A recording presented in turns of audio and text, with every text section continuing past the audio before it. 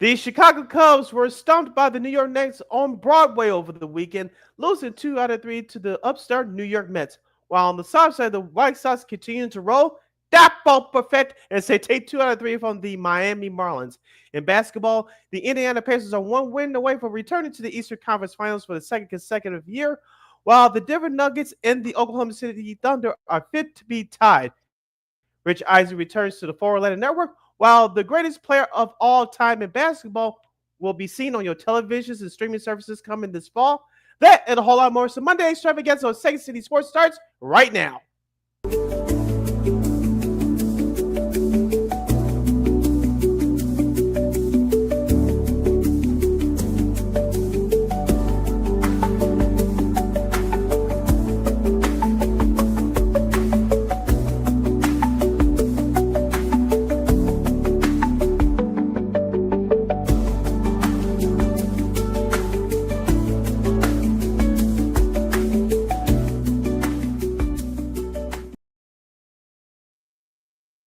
Welcome to another edition of Second City Sports, the Monday Extravaganza. You're locked and loaded, and we're live in the living color right here on Sports Soul Chicago, along with Miss LaKeena McGee, which is she. I am City Brown. You know it's me. You can follow yours surely on the Twitter, X, and the IG at SidKid80. Once again, it's SidKid80. That's SIDKID80. That's SIDKID80. You follow McGee on the Twitter, execute and IG. Be sure to download that Sports Zone Chicago app wherever you get your apps. Please follow Sports Zone Chicago on all social media platforms on Facebook, Twitter, X, Instagram, and YouTube. Please subscribe to our podcast. We are located at War Media Podcast. That's WARR Media, PODCASTS. We are on all podcast platforms, including the iHeartRadio app.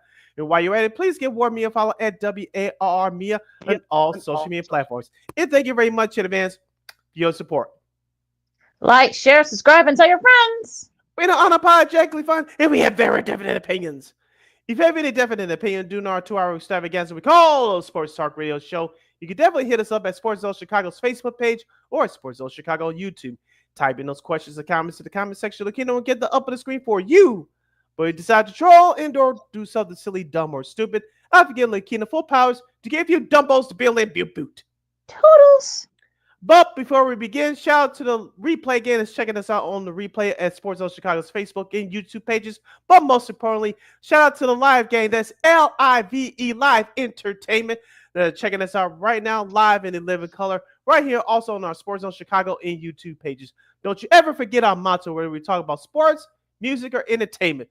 We will always provide. We'll provide you with some of the best Second City Sports. Of course, we got a lot of sports media news from the opening kickoff for the NFL upcoming season has been officially been announced, including some other scheduling and a whole lot more. Notre Dame has announced their schedules as well for some of the games. We'll talk about that.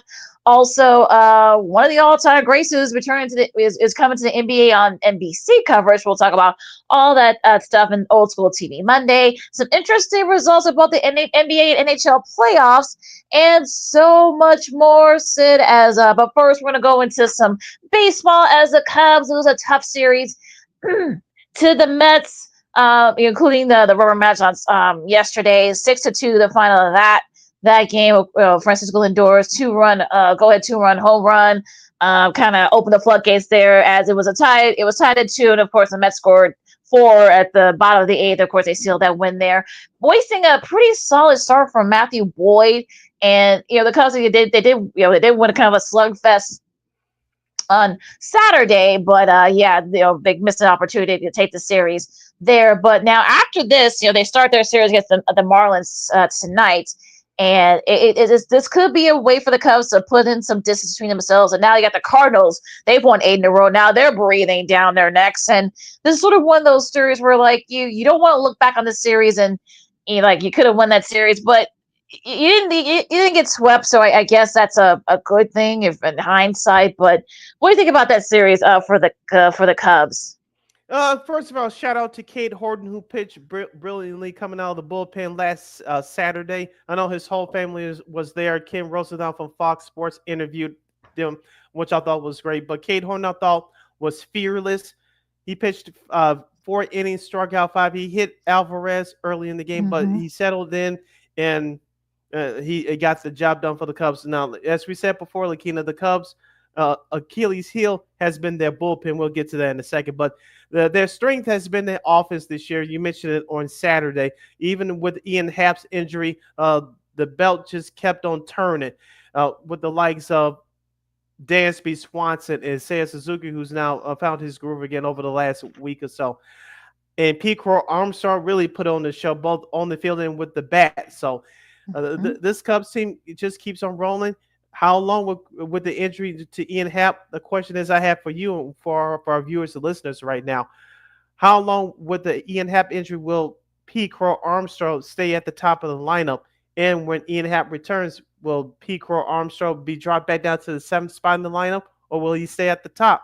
I think I'll answer part of that question first. I think if he could continue to produce at the top of the lineup, I think he'll make that decision hard for manager Craig Counsell once Ian Happ comes back, whenever that is. So, uh, well, what do you do with Pico Armstrong? Would you leave him at the top once Ian Happ returns?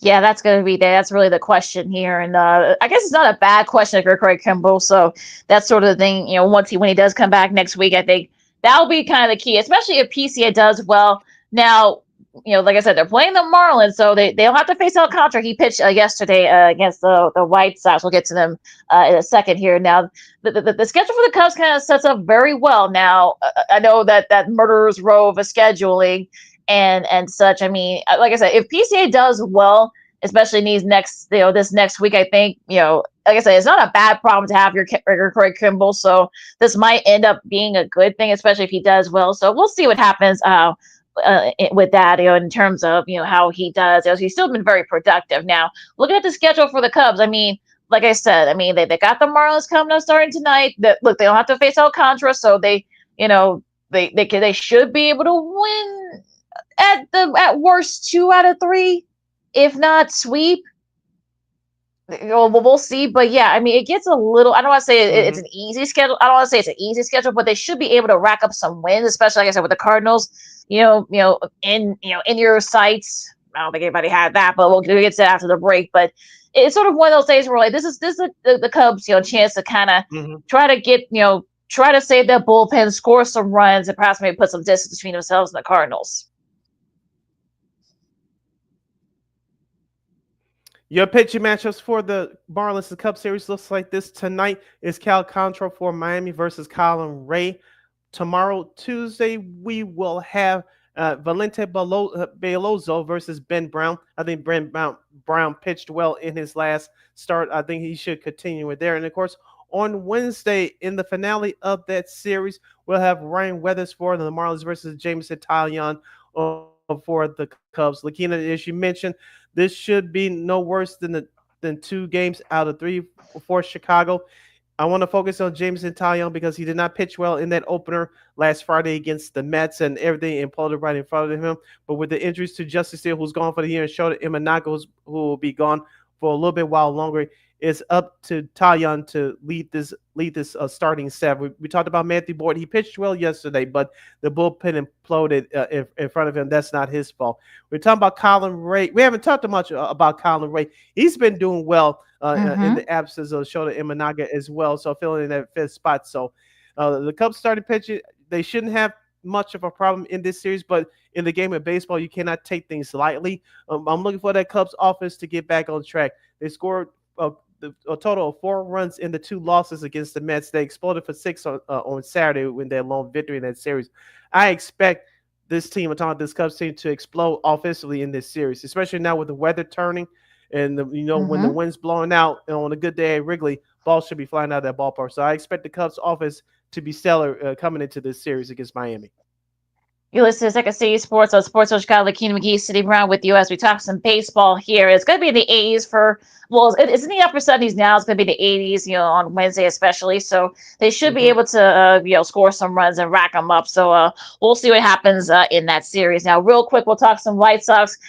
Speaking of the same Marlins squad, they actually won the series against the Marlins 2 out of 3, including Mr. Tim Elko, who Sid here has been touting for like the last month, saying, "When's he coming up? When's he coming up?" Well, he came up and he hit a 2-run home run that broke the tie, and off of Alcantara, mind you, Stanley Alcantara, mind you. So, it's look. I think it was one of those things where it was just like everything kind of went right for them in that series. Now they face Cincinnati starting tomorrow, and well, look, I mean, I know Villables got tossed in that game yesterday, Yeah. and just it kind of got a little bit crazy there. What transpired, with him getting thrown out first time in his career. I don't think he was ever thrown out as a player, but yeah, I think if you're the White Sox, look, Elko, is already contributing. A lot of the Carroll's had a good series, that Marlins series. So, I guess you say you're a little bit confident. I mean, you got your ninth win of the season, so yay, you're at your eighth, ninth wins of the season, for the White Sox. So,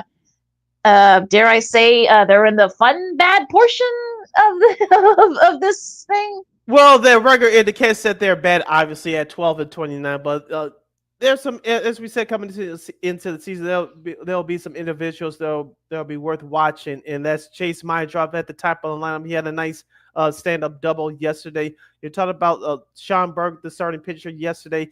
He got into a couple of jams yesterday, was able to get out of it, only giving up one run before Tim Elko's 3-1 shot exploded the scoring scene for Chicago. But I want to talk about Shane Smith, another Rule 5 draft, former Rule 5 draft player. He came on the scene, as we talked about throughout the first month of the year.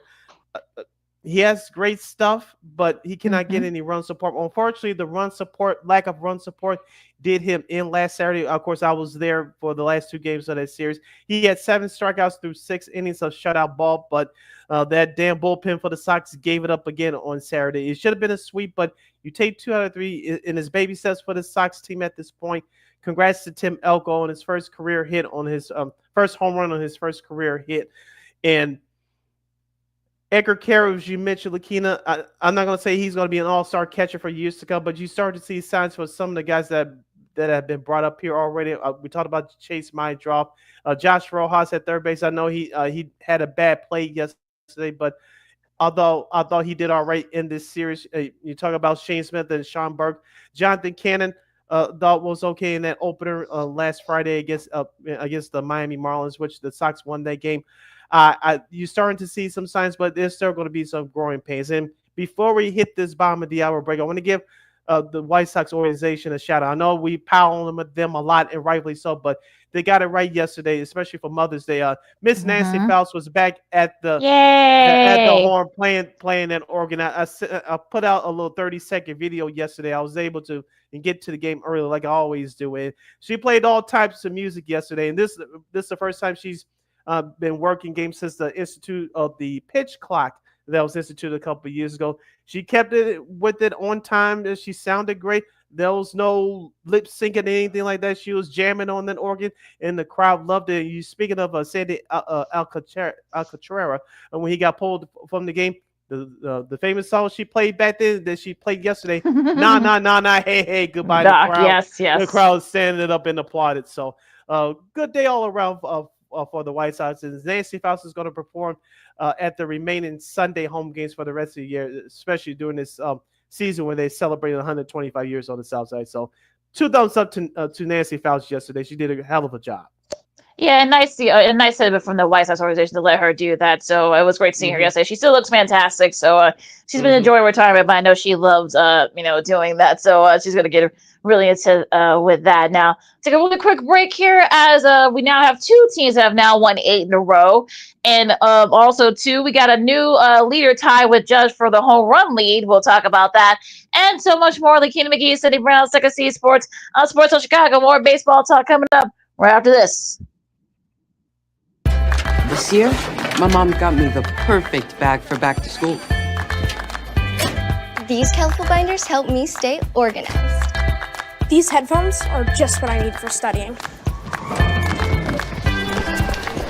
These new sneakers are just what I needed for the new year. This jacket is a real must-have. My parents got me the skateboard I wanted. It's pretty cool. These scissors really come in handy in art class. These colored pencils, too. These new socks, they can be a real lifesaver.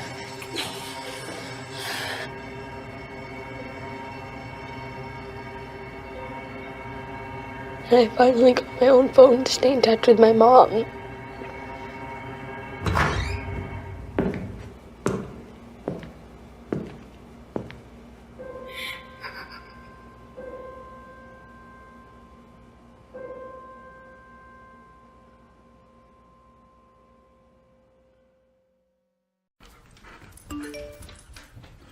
Trisha's having a sleepover tonight. Can I go?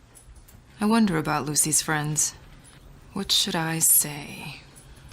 I know you're only 10, but one of these days a friend will offer you a drink. And alcohol at your age can lead to so many things. None of them good. So can I go to the sleepover?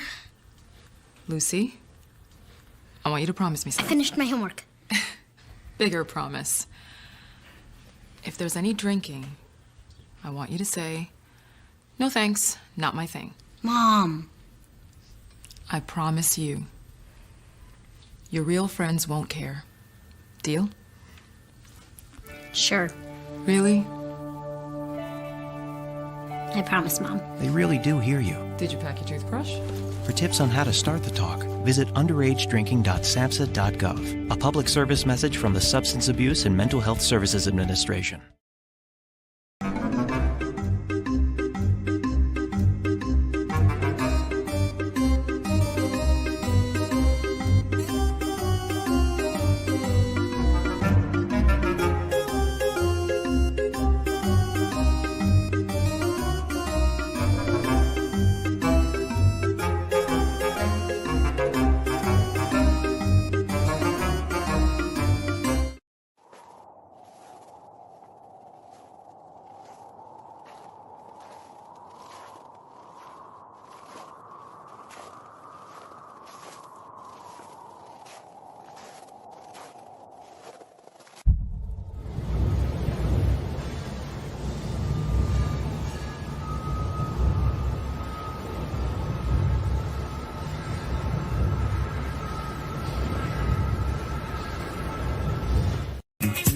Hey, this is Dr. J, and I listen to Sean and Maya in the morning.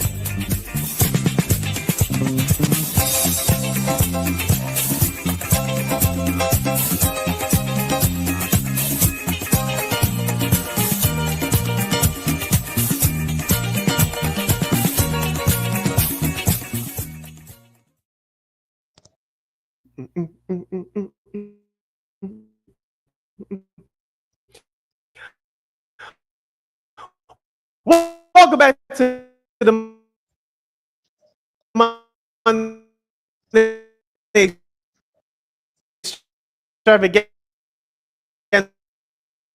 edition of Second City Sports. You're locked and loaded in live in color. Seoul, Chicago. You find LaKeena McGee on the Twitter, execution and IG.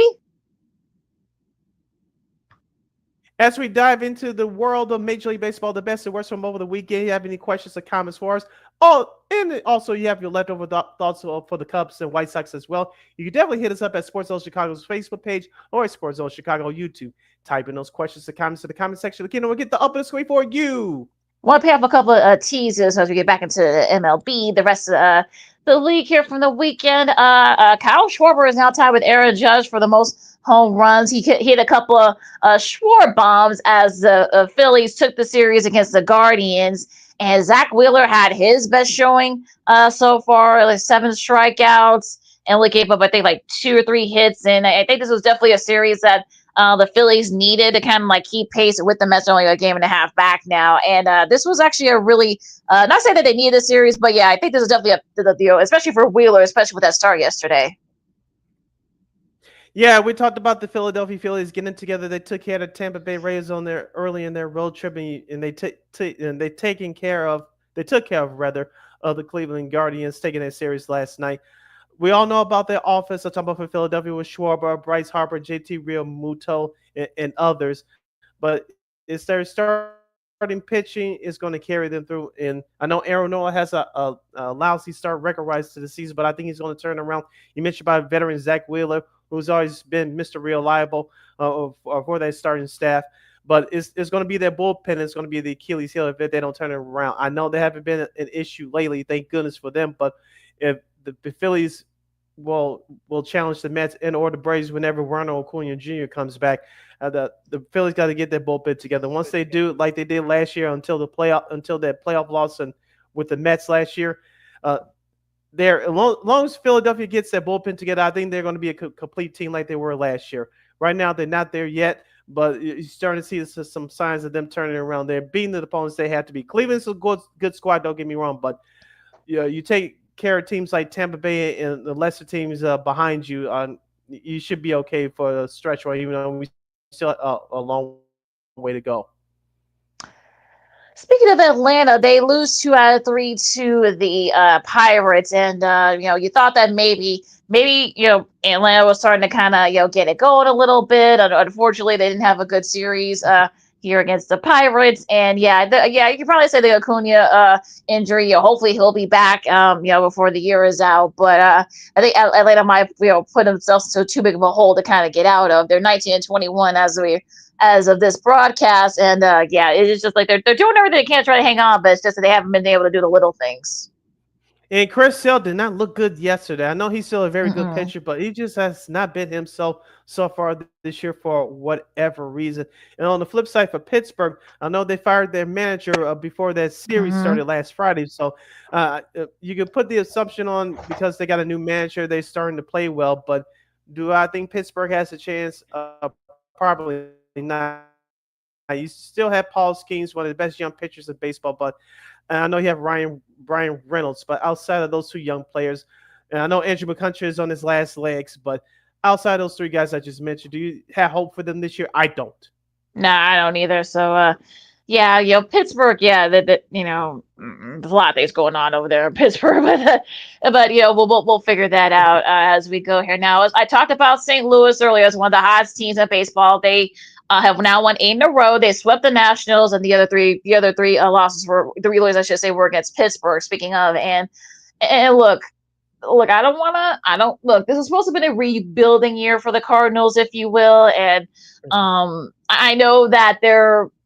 I don't want to belittle them. I don't want to take the Cardinals lightly, but it's sort of one of those days where they're taking advantage of a not so good part of their schedule. Well, not so difficult part of their schedule. They're taking care of business. I think they're going to be up there, by the end of the month or near June? Probably not, but it's nice. I mean, look, I they have a lot of young, talent on there, and I'm kind of interested to see how they kind of fare against the Cubs. Excuse me.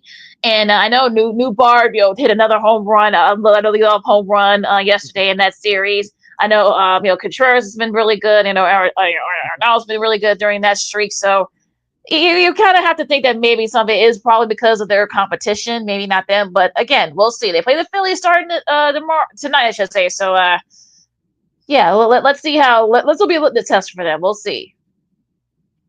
It's kind of about what happened to them last year. Remember around this time last year that they had got on a hot streak. Well, maybe they challenged for the Central. Maybe they'll challenge for the wild card, and reality smacked them right in the butt, especially right at the trade deadline. So maybe the same scenario is playing up here. But like I said, we'll see what happens. You mentioned we'll get to the rest of the schedule later. But you got to play teams like Philadelphia. You still got to play the rest of the Central with the Cubs and the Brewers and the Cincinnati Reds. So I kept telling folks I have them as one of my 3 wild card teams in the NL this year. So we'll get to Cincinnati in a moment. But you still have competition within the NL Central. So we'll see what they mean once they start playing against better teams. Yeah, speaking of Houston, they play the Sox starting tomorrow. Now they've been kind of up and down, and a lot of people thought that maybe they could challenge, could challenge for that wild card slot. And I think, like I said, they've been kind of De La Cruz has been struggling. I know they lost 2 out of 3 against Houston, so that might not help their cause there. But again, you can't get it together, sure, but at this point, it's not looking good. Well, here's the thing about Cincinnati. I know they have new manager Terry Francona, who's basically made the world of a difference for them thus far. Yes, they're still a young team. They're around 500, but what does the doctor order? The White Sox, LaKeena. So if it's not any time is a good time to get it together, is you facing the White Sox for 3 games. Yes, you're 2 games below 500 as we're broadcasting live, but You mentioned Ellie De La Cruz is one of the best young and exciting players in baseball. You still have Hunter Green, who looks like he's finally starting to turn a corner as the face of that starting staff. And if you have a decent bullpen as well. So Cincinnati, they're still not a bad team. Hopefully they can put it together consistently on offense, because I think they're very underrated when they have it going on offense in the National League. So the White Sox have come on calling. Let's see if they can get it together and do no worse to take 2 out of 3. They'll be disappointed if they don't. So we'll see about that in that series with the White Sox. Going to the National League West, the Dodgers, they split their series with the Diamondbacks, and I think you'll take that if you're the Dodgers. Freeman, everybody else is getting healthy and they're contributing. So it was kind of, up and down, for the Dodgers in that series. But I guess if you're the Diamondbacks, you'll take a split.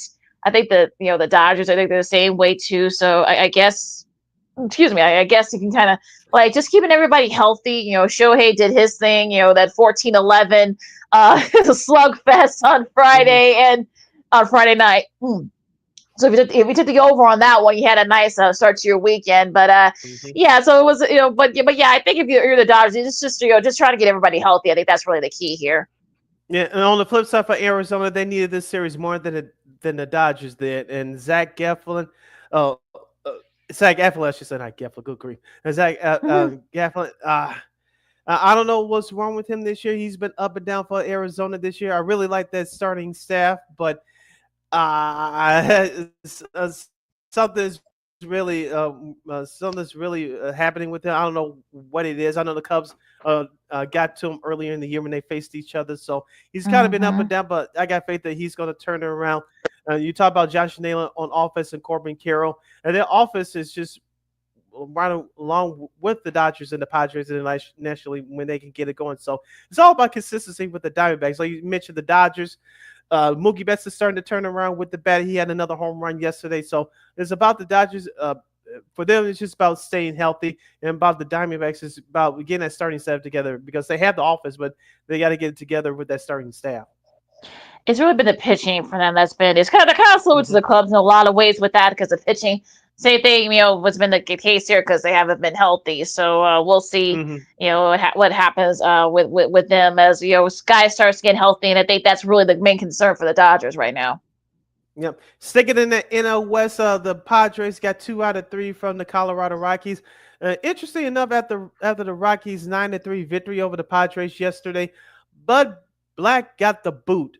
He was fired yesterday following the loss, which in the Rockies, following their win, I should say, yesterday. The Rockies are now 7-33 on the year. Bud Black, as I mentioned, did get the boot, but LaKeena, I'm not going to ask what's wrong with Colorado. We know what's wrong with Colorado. The infrastructure is not good. We talked about the White Sox infrastructure being a mess, which it still is. But Colorado, the way they've been tanking over the last few years, you forgot they went to the playoffs a few years ago before COVID, and Bud Black was managing those teams.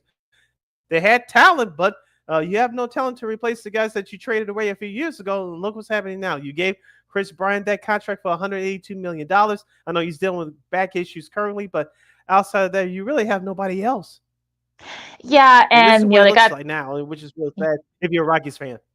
Yeah, I mean, especially since they got their butts kicked by the Padres 21-0. I swear I thought I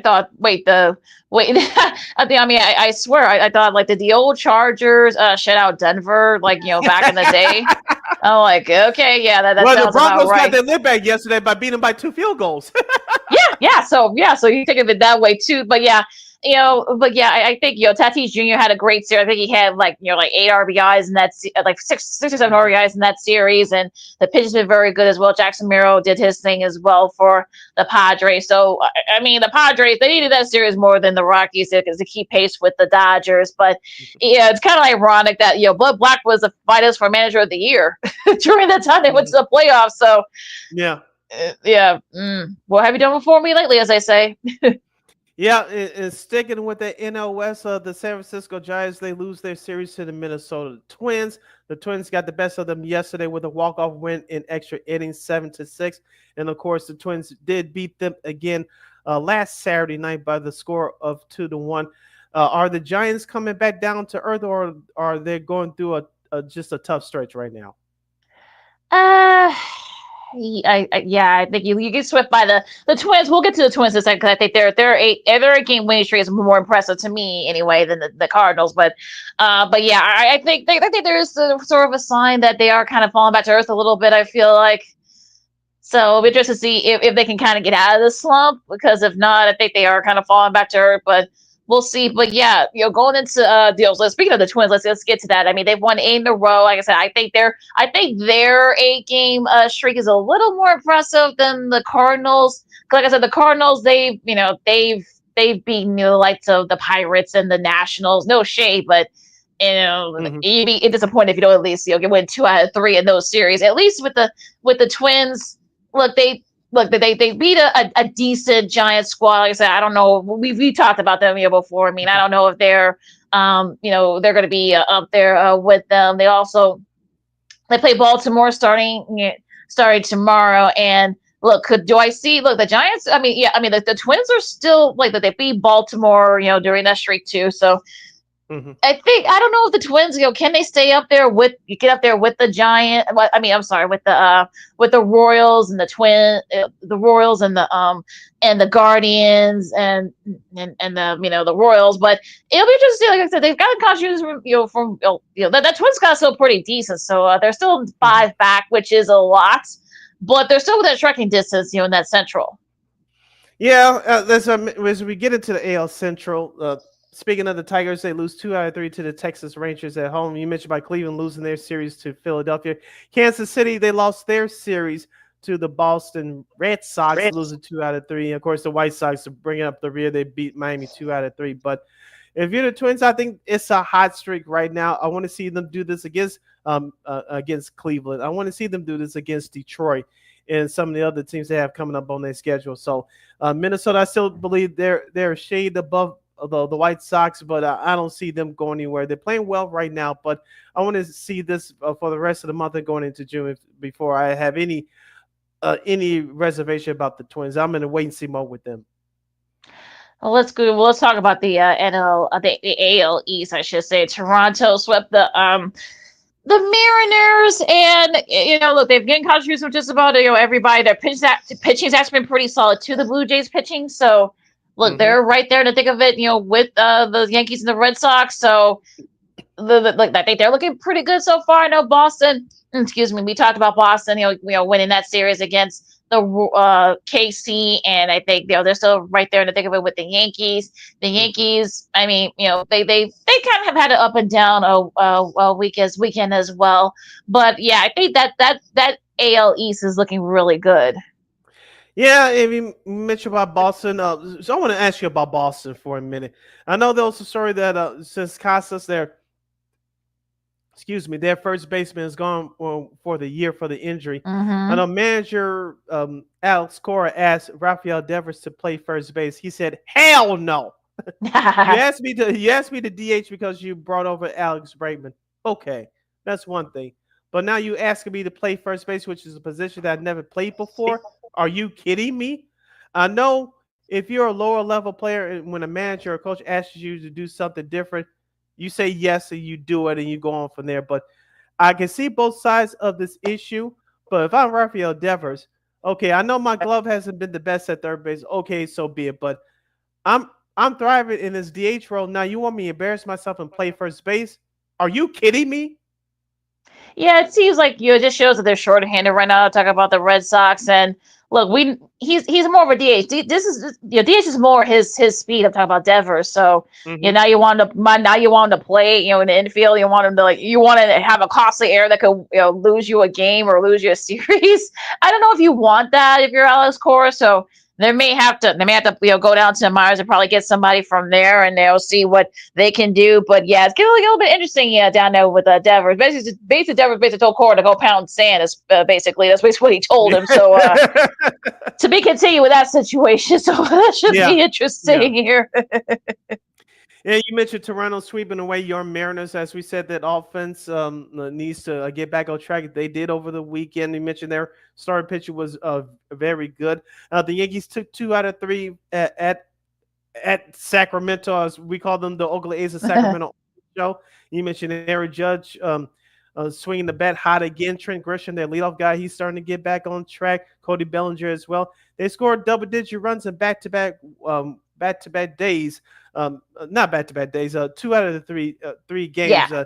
10-4 last Friday, of course. 12-2 yesterday. 11. Yep. 12-2 yesterday, and they looked really good on top of the Yankees. I know, like I said, they didn't have a good early start of their week, but they did have a nice weekend beating the A's. And I think, look, if they can get their pitching together, I think, look, I'm not gonna say they're gonna run away in the AL East because you got Toronto, you got Boston. Maybe the Rays could be a factor. I said maybe, we'll see, but yeah, it's gonna be interesting to see what happens with that one. But yeah, I'm liking where the Yankees are. And I think Yankees fans should be happy as well. Yes, it's wrapping up the AL East. Tampa Bay takes 2 out of 3 against Milwaukee at home, and Baltimore takes 2 out of 3 against the Los Angeles Angels at Anaheim on their West Coast road trip. The offense was really the story for Baltimore. I'm still looking for their starting pitcher to be more consistent. Right now, it hasn't been that way so far this year. For the we've been saying that for like the last month, I guess you say, for Baltimore. So, but yeah, so it'll be interesting to see what happens. But yeah, we'll see what happens there. Now, going to the West, of course. Yeah, not a good weekend overall for the AL West. Of course, we talked about Seattle getting swept by. Darn it. Sorry, my thing fell off. But yeah, get swept by Toronto. California, they lost their series. Houston did beat Cincy, so that was probably one of the few bright spots there. Texas also won their series last weekend, so it is getting a little bit crowded in AL West.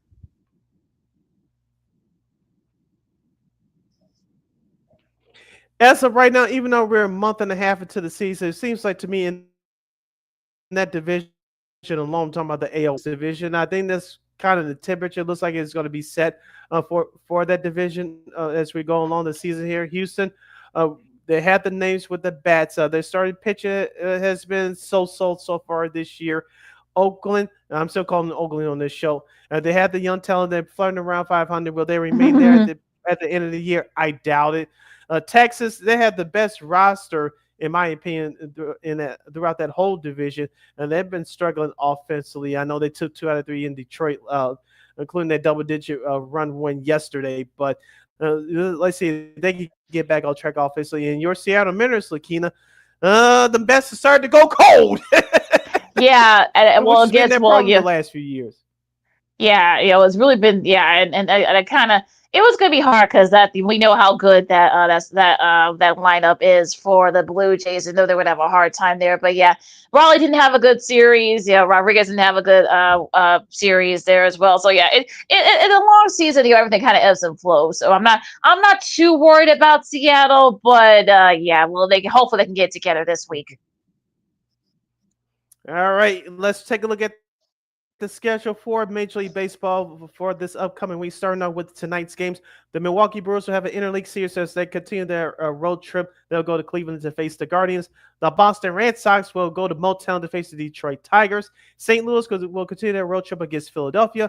Pittsburgh will face the New York Mets in Queens. The Washington Nationals will go to Atlanta to take on the Atlanta Braves. As we mentioned earlier, the Miami Marlins will stay in the city of Chicago, but this time they'll play the Cubs starting tonight for a 3-game set at the Friendly Confines. Colorado will face Texas. Kansas City will visit Houston to take on the Astros.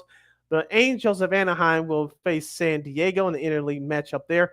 The New York Yankees will continue their West Coast road trip. They'll face LaKeena, Seattle Mariners. And tonight on FS1, we'll have the Arizona Diamondbacks facing off against the San Francisco Giants by the Bay. And speaking of the series, you got Minnesota and Baltimore. They start their series. Of course, we talked about the White Sox facing the Cincinnati Reds. That should be a fun one. Tomorrow you got Jonathan Cannon versus Andrew Abbott. That should be a fun pitching matchup there. Let's see if there's any other ones that we missed. Washington against Atlanta. They start their series. Let's see here. You got Colorado and Texas. I think you got the rest of them, Sid. I think I'm Tampa Bay. Tampa against Toronto. Toronto, yeah. They start their series tomorrow, so I think we got the rest of them. The first game Oakland, Oakland versus the Dodgers. Sacramento, you mean? Oh, well, whatever. Well, whatever they're calling themselves. We're calling them Oakland on the show.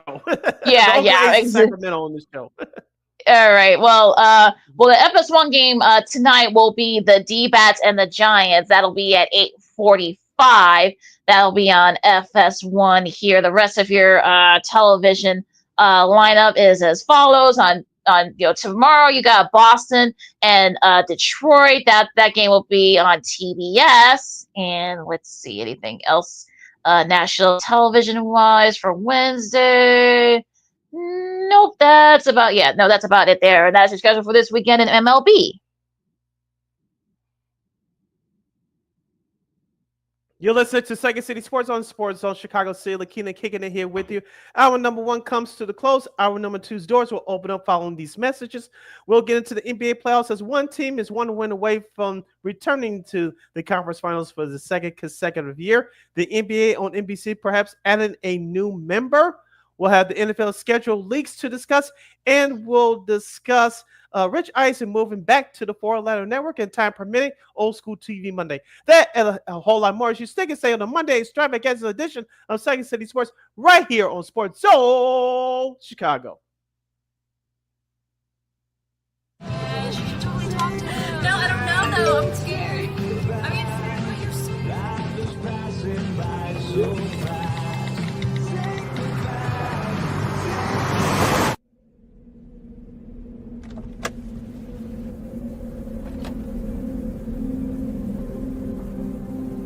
Do you know that you're in my lane?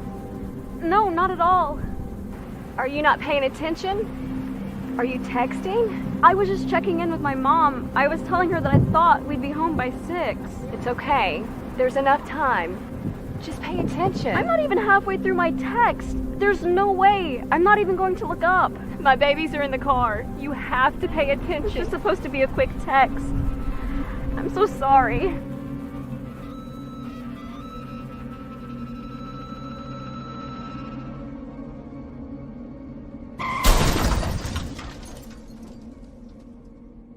Hi, I'm Tom Brady, the director of DODEA. September is National Suicide Prevention and Awareness Month. The simple act of reaching out and caring for those in our communities is something we all can do. Just being there for someone you care about can be a tremendous first step in getting them access to confidential resources and support that they need. It only takes one person and one small act and 1 minute to make a difference. Let's make a difference.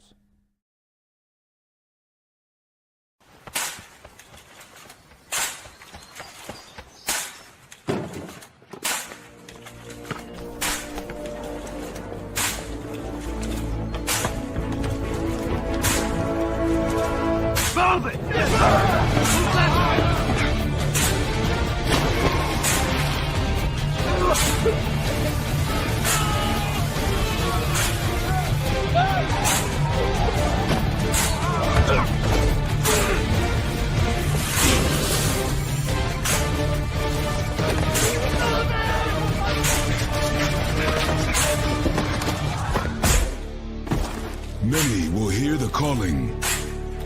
Few will earn the title. United States Marine. The few, the proud, the Marines.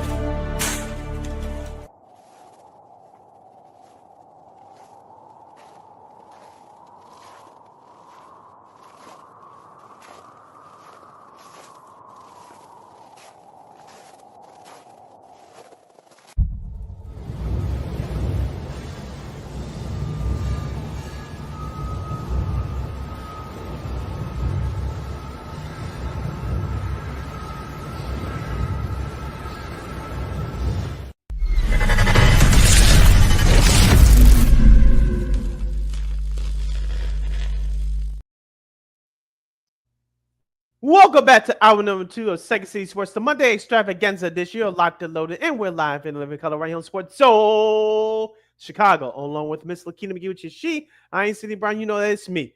You can follow yours truly on the Twitter, X, and the IG at SidKid80. Once again, it's SidKid80. That's SIDKID80. That's SIDKID80.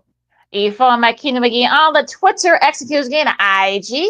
As we dive into some NBA playoffs and NFL schedule leak talk for this segment to kick off hour number 2, if you have any questions or comments for us, you can definitely hit us up at Sports Zone Chicago's Facebook page or Sports Zone Chicago YouTube. Type in those questions and comments in the comment section. LaKeena will get the up on the screen for you.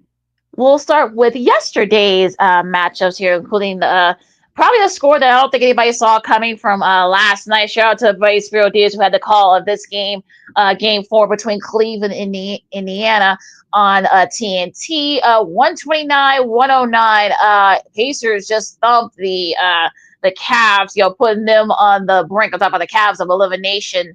The Pacers go up 3-1. Pascal Siakam had 21 points there, and what's interesting here, Sid, I guess I don't think anybody had to score there because they were up by about 31 points, at halftime. I thought that score was wrong. I did not watch this game.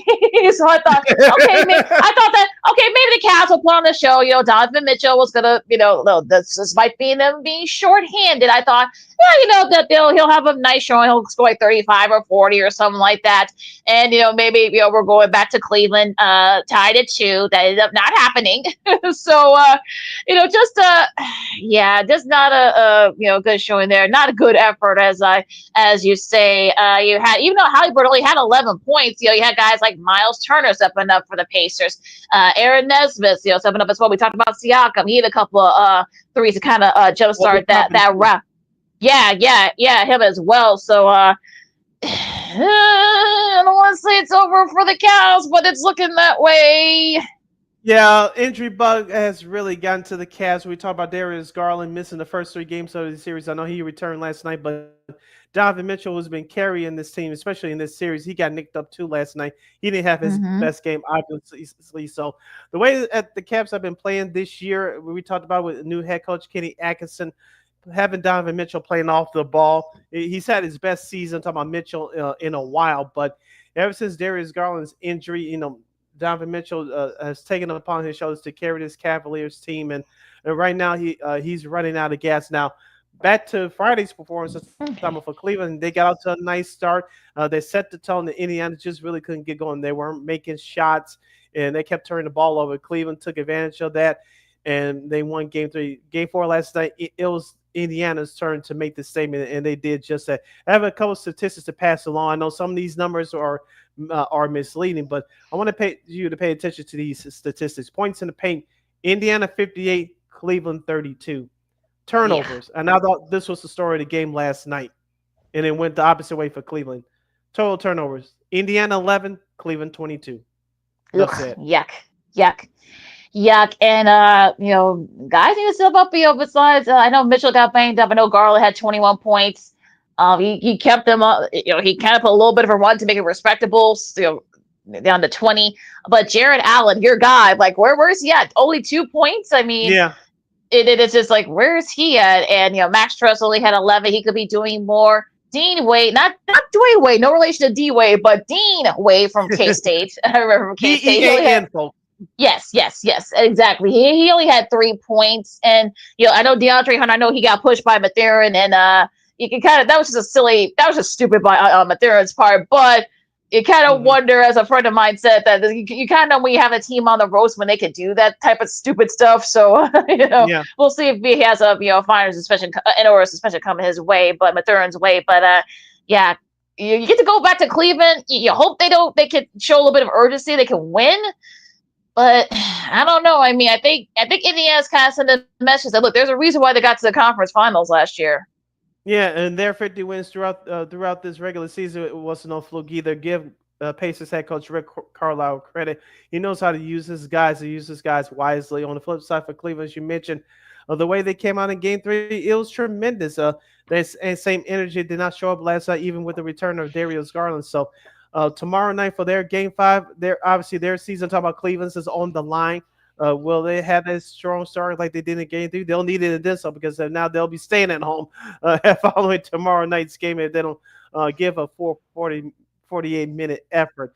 I want to talk about the first game that took place yesterday in Game 4 of the Western Conference second round between the Oklahoma City Thunder and the Denver Nuggets. It was your typical 1990s, early 2000s playoff quote unquote normal score compared to today's game. 92-86. The Oklahoma City Thunder held off the Denver Nuggets. Now that best of 7 series is tied up at 2 games apiece. Oklahoma City has blown 2 games, in my opinion, in this series. This series should be over and done with it, as far as I'm concerned. But they lost. They gave away game 1, came back and won game 2 handily. They blew it in overtime on last Friday in game 3. But game 4, they shut down Denver to 8 points in the opening quarter. But they held up a late Denver charge to seal a 5-point victory. Now this is a best 2 out of 3 series. Who has the edge in your mind? I have no idea. I mean, I watched that game on Friday, and yeah, like you said, they should have won that game. And I kind of feel like SGA did not score a single point during that overtime period, so that kind of made a difference there. Now, as far as yesterday's game is concerned, that game should have been a blowout. Like that game should have been what that Cleveland Indiana game was last night. So I felt like that game probably should have been the blowout game. But again, that's just me. But yeah, I mean they overcame a charge, like you said. Aaron Gordon, to his credit, he's been making shots to kind of keep him in it. So as Murray hasn't been very good those last few minutes. You can see if Jokic was probably starting to become a little bit exhausted. I would say, but yeah. But again, on the flip side, though, for OKC, they've getting some contributions from other guys, like Wiggins, like Wallace, and those guys are kind of making sort of the big plays late. So Hardenstein made a couple of defensive stops late. Like I said, SGA did his thing with 25 points, even though he was over from 3-point range. He actually did, made the shots when it counted. Coach D, you kind of wonder, like, some of the adjustments that he makes, could kind of like make you scratch your head sometimes. But again, it was more than enough to win this game, and now it's a best of 3, going back to OKC. And OKC has a home court advantage, hosting games 5 and potentially game 7 should go the full distance. Now, with yesterday's game, you mentioned SGA's Shai Gilgeous-Alexander, for those of you scoring at home. You mentioned he made the big baskets when they had to. And I thought Oklahoma City's defense, especially in the last 2 minutes, was excellent yesterday. We talked about it last week on the show. They were the top 5 in defensive efficiency in the NBA all season long. It showed up yesterday when it needed most. But I wanted to point out just 2 key statistics from yesterday's game. Like I mentioned, both the teams did not shoot the ball well overall or from 3-point range. In rebounding, Oklahoma City had a +6 edge at 55-49. Offensive rebounds, 15-12 OKC. Defensive rebounds, 40-37 OKC. And also to where I had it written down here. And the points in the paint, which I thought was the main storyline here from yesterday. We talked about this coming into the series, how Oklahoma City must defend Jokic, which I think they've done a great job. Jokic, he struggled shooting in this series. He's averaging over the mid-20s for this series, but he's really had to struggle to get his points. Points in the paint, +10 edge for Oklahoma City, 30-20. As you mentioned, Isaiah Hardenstein, and you mentioned Chet Holmgren. I know he didn't look good in terms of offense, but he came in and did the dirty work yesterday. So Oklahoma City did the job offensively inside the paint and controlling the paint defensively. So I thought that was a key area of the game yesterday, and that's why Oklahoma City won, in my opinion. Best of 3 now, starting tomorrow. So we'll see, what happens in this game. We'll talk more about that game in a little bit here. Now going to Saturday's games, a pivotal game 3 out in the Bay Area, where the T-Wolves got the best of the Steph Curry-less Warriors, 102-97. And, Anthony Edwards had 36 points. And it's interesting because, he, like I said, he kind of, struggled from 3, from the field, but at least, other guys, helped out as well. You had Naz Reid, you had Mike Conley Jr., and, it was kind of like a total team effort, even though by Ant standards, it wasn't the best. I mean, Julius Randle had 24 points. Like I said, McDaniels had 15, and they made the defensive stops when they needed to. Just we thought that maybe the Warriors were going to pull away. The T-Wolves, and that scrappiness, they came back. Now, I want to talk about the Warriors for a second, Sid, because Jimmy Butler did have 33 points, which is what you need. You need to see playoff Jimmy, but where's everybody else? I know Draymond Green, did silly stuff. Well, okay, I'm sure there's more to that, but he only had 2 points. He really didn't contribute. Yep, good. Kaminga had 30 points off the bench, which was good. But that was basically all the between him and Jimmy. That was all the offense for the Warriors. Yeah, Brandon Podziemski only had 5 points. That's unacceptable. Buddy Hield, I thought could do a little bit more offensively. He only had 14, even though he was a 4 of 8 shooting from downtown. That wasn't enough. I thought when Draymond Green fouled out midway through that fourth quarter, I said, "There goes the Warriors' chances of stealing Game 3," because they were with the Minnesota Timberwolves all the way. But outside of John DeCamino, you couldn't get any contributions off your bench. And I said last week on the show, with the absence of Steph Curry, Brandon Podziemski, Buddy Hield would have to step up.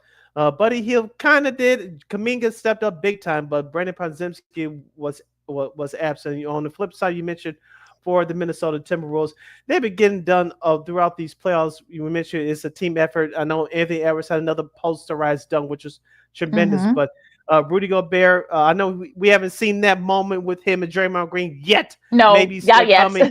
yeah, maybe that's still coming. I'm not sure, but you mentioned about McDaniels and Nas Reed and Mike Conley, he's the ageless veteran there. So Minnesota is playing like a team. Don't forget Julius Randle as well had a triple-double on last Saturday in their victory. So Julius Randle has really come on ever since the end of that Lakers series. So he has something to prove as well. He's been doing it in these last few games.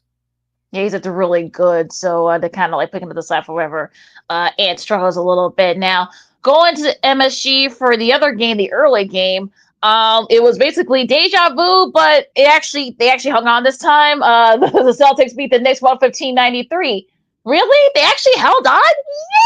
Yay! Tatum had 23 points. Tatum had 22. Al Horford, another ageless veteran, had 15 as well. As far as the Knicks, are concerned, nada. Just I think I'm a little worried about the Knicks right now. Cat had 21. 27 for Brunson, but that was really not a lot of contributions from the bench guys. So that kind of did it. It was basically the same story, the rest of the two games, but at least this time the Celtics actually hung on. So if you're a Celtics fan, you're pissed because you should be up 3. At the very minimum, you should be up 2-1 right now, if not 3-0. Yeah, the key for that Celtics victory on last Saturday was their 3-point shooting. We talked about it last week on the show. It was terrible through the first 2 games of the series. They shot it 40 times, made 20 of them for a clips of 50%. So the Celtics got to do what they do best, is make shots from the outside. Jason Tatum, as you mentioned, he was aggressive once again. Derek White, who I thought has been the MVP of this series for the Celtics so far, he only had 17 points, but it was Jaylen Brown with 19, and Jason Tatum stepped up big time, making down shots with 22. But you mentioned their bench with Pritchard having 23. Luke Cornett, I thought he was in foul trouble, but I thought his contributions was very good, even though he only had 6 points and 2 rebounds. Him just patrolling the paint inside, which I thought was key as well. On the flip side, for the Knicks, they really couldn't make shots. They were 5 for 25 from downtown. They really couldn't get going. And as I said before, and I'll say it again, who's going to be that third scorer for the New York Knicks? Sometimes it's OG Anunoby. Sometimes it's whoever Tom Thibodeau trusts coming off their bench at that moment. Is it McBride? I don't know, but they got to find a third scorer and find a third scorer quick. Yeah, I seen this movie before, though, in the playoffs with the Bulls. I know some Bulls fans don't like it when I bring it up, but I'm just saying, I mean, kind of similar situations. Make a couple of defensive stops, you end up sticking it up, the place, no third scorer. So, like I said, we've seen this movie before, Sid. So, what we try to tell Knicks fans, but, leaving that alone. Yeah. Speaking of the Knicks, they'll host as we get into the schedule for the NBA playoffs for this week. Tonight at 6:00 on 6:30, I should say, on ESPN. Following the NBA draft live, which we'll get to in just a second, the New York Knicks will host the Boston Celtics at Game 4. That's Eastern Conference second round. The New York Knicks lead that best of series 2-1. Will the Knicks take a commanding 3-1 series lead, or will the Celtics find some more energy to tie up that series? Stay tuned. And at 9:00 tonight on ESPN will be Game 4 of the Minnesota Golden State second round series of the Western Conference. The Minnesota Timberwolves lead that best of 7 series 2-1. Minnesota is looking to take control of that series while the Warriors are trying to tie that series and to extend it and maybe sneak in Steph Curry back to finish off the series. But we'll see what happens tonight. And tomorrow night, could we see the clinch? We see a couple of one clincher here. I'm assuming our buddy Spiro will have this call for both these games are going to be on TNT. True TV is streaming on Max. You got Game 5 between Indiana and Cleveland. Will Cleveland show a little bit of effort and perhaps maybe win that game for us at Game 6? We'll see. And a pivotal Game 5, as this is a best of 3 now, as Denver and OKC, who will take control of that series. That should be a fun one coming up tomorrow night. All right, your schedule for Wednesday looks like this. Both games can be seen on TNT, True TV, and Max. At 6 o'clock on Wednesday, we'll have the Knicks and Celtics Game 5 from Boston, followed by Warriors and Timberwolves Game 5. That's at 8:30. Both games can be seen on TNT. And Thursday is a little interesting because if Indiana wins, OKC and Denver, whoever gets that series will be able to try to clinch it. It'll be, I'm guessing the time will be probably about 7:30 or 8 o'clock, depending on. Now, if Cleveland does force Game 6, that will be the first game up. So it's all going to depend on what happens tomorrow night. But that's your schedule for this weekend, and this week in the NBA playoffs. You're listening to Second City Sports on Chicago City. LaKeena here with you on the Monday extravaganza edition of the program. Before we jump off into the NFL schedule leaks, the NBA draft lottery will be held. I didn't even know this. It will be held here in Chicago tonight at 6 o'clock on ESPN before the playoff games. The Bulls, I think my Tess Brazils will be the Bulls representative tonight. Okay. No offense against you, young man, but I don't care what the Bulls do. They're not going. I know they have a small chance to get a number 1 pick. They're not getting the number 1 pick. Why I'm wasting my breath on this? Well, 1.7%, I guess, our buddies from CHGO, Matt Peck, Dave Watson, Will Gottlieb, their producer, she actually did a little like random drawing. I guess like the last one that she did actually showed the Bulls getting the number 1 pick. And I think Washington was second. And so I guess you want to manifest that, I guess the Cooper Flag sweepstakes. So, but I mean, they're always a shot, right? So, but yeah, it's good. I probably won't keep that. I probably won't even, pay it no mind. So if the Bulls somehow win number 1, look, you gotta pull for Chicago, and Tim Elko smiling up for the White Sox. I mean, sure, the Bulls will get it in the top 3 or whatever. Hey, why not? Oh boy. Speaking of the NBA, before we move on to the schedule leagues, of course, the report came out earlier this morning that Giannis Antetokounmpo, aka the Greek Freak from the Milwaukee Bucks, is open to moving to different places. And I know some people want him to come to Chicago to play for the Bulls. Let's be real, LaKeena. The Bulls don't have the draft assets. Even if they win this number 1 pick tonight, I don't think that's going to be enough to sway Milwaukee to trade you Giannis Antetokounmpo. Obviously, there's got to be other players involved. You might have a possible third team involved. I don't see Giannis Antetokounmpo coming to Chicago as a realistic destination should this happen. I don't. Yeah, we said, we talked about it with our buddy Chris Bowden for WGN Channel 9 last week. I mean, you may have to, if somehow the Bulls do get in the top, maybe not even the number 1 pick, to get in the top 3 somehow, you're going to need what? That pick, maybe Kobe White, probably Buzelis, and maybe if you can somehow add Vooch in there with an expiring contract, maybe. I mean, I just don't see. There goes your foundation. There goes your team. Yeah, exactly. So, I'm sure Giannis wants to, and I think he's pretty much said it without saying it. He wants to go someplace where he can get another ring. I know Brian Windhorst has said maybe Houston and San Antonio, but San Antonio, you got Mitch Johnson, who I remember from Stanford. He was a standout there. He was a two-time all big Pac-12, I should say. So he is he learned other pops. So, you got that he's going to be a decent coach, but they're not ready to win either, so you don't want to go there and be kind of like the old guy there. Houston, I mean, yeah, but again, do they have the draft capital? You may have to get rid of a couple of those foundation guys. You may have to get rid of your Van Fleet or somebody or Amon Thompson. You may have to throw one of those guys in there too. So, but there really is. Now, I know they don't want to. I'm sure they're not going to want to trade him, in the conference. So, the Clippers don't have anything. the Lakers don't really have much to go. Portland, maybe they're kind of up and coming. Phoenix, they ain't got nothing. So where else is we'll give you Bradley to go? Beal. Oh yeah, I'm sure Doc will love. Oh yeah, I'm sure Doc Rivers will love that. He will love to coach Bradley Beal. Oh yeah, that's his biggest dream. As these later years as a coach. Yeah, so I don't know. I know and a few people said the New York Knicks. I don't think they had the draft capital either. They gave that up to get Mikal Bridges. You ain't getting that back. Yeah, yeah, I'm trying to think like realistically who I know some people said Miami, but again, do they really have anything? We know Pat Riley can, magically make things happen, but I just don't know. Right now, what'd you say?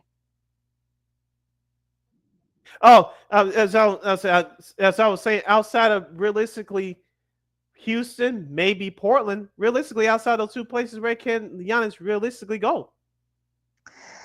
I mean, Minnesota. Maybe I don't Miami, think. Although third team in there, Miami. Maybe Miami. I'll put Miami in there. Outside those three teams, where can he really probably go? And the OKC. I mean, they don't really need him. Gosh, I don't. Memphis. No, I don't think they really have anything. I can't really think of any team that has both the capital and kind of like the assets that Milwaukee would want. Yeah, like I said, Miami is that third team. I know they got rid of Jimmy Butler, but you still have some nice pieces there. Duncan Robinson, Bam Adebayo.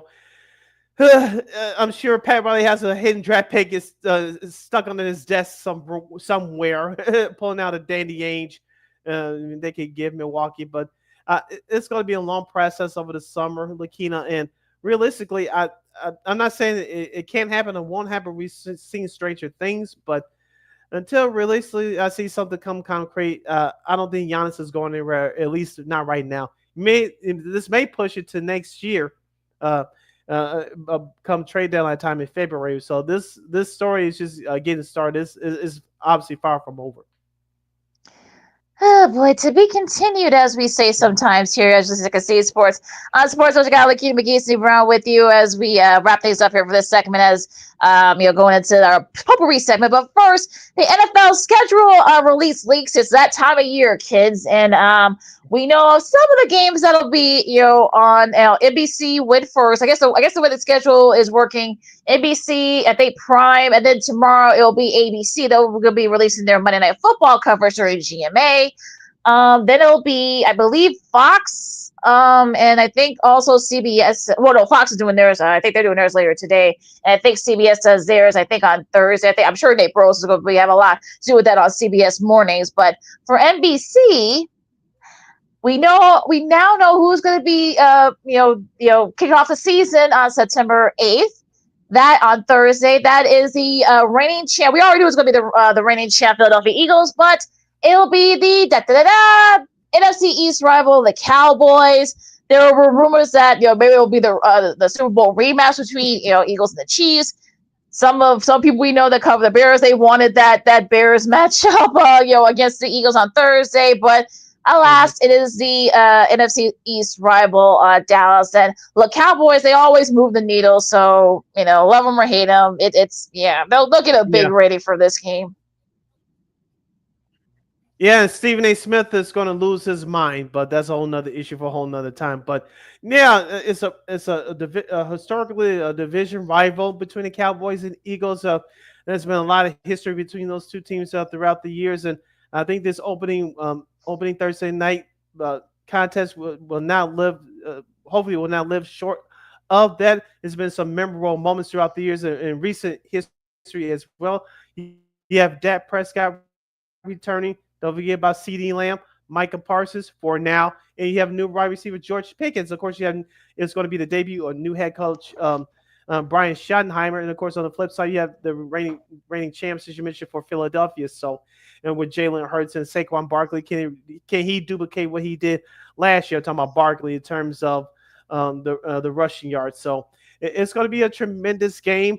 And as you mentioned, the Cowboys, whether you love them or hate them, they move the needle. This is a division matchup, one of the biggest matchups in the league. So everybody, whether you like it or not, you're going to be watching some way, somehow.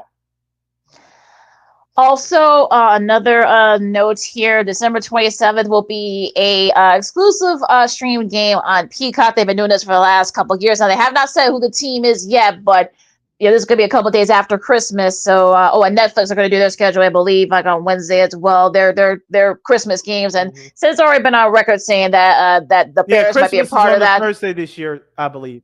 Yeah. So, and then the Saturday game, will be exclusively on Peacock. So 2 days after that. So, it'll be interesting to see who's gonna be lucky enough to play during, that day, but yeah, I mean, this is sort of one of those days where, of course, you got the prime games, you got the, all the, the peak. I'm sure there's gonna be a couple other Peacock games as well. So this is sort of the new rule, I guess, for, and of course, Netflix games on Christmas Day. So, I guess is welcome to NFL football on TV in 2025.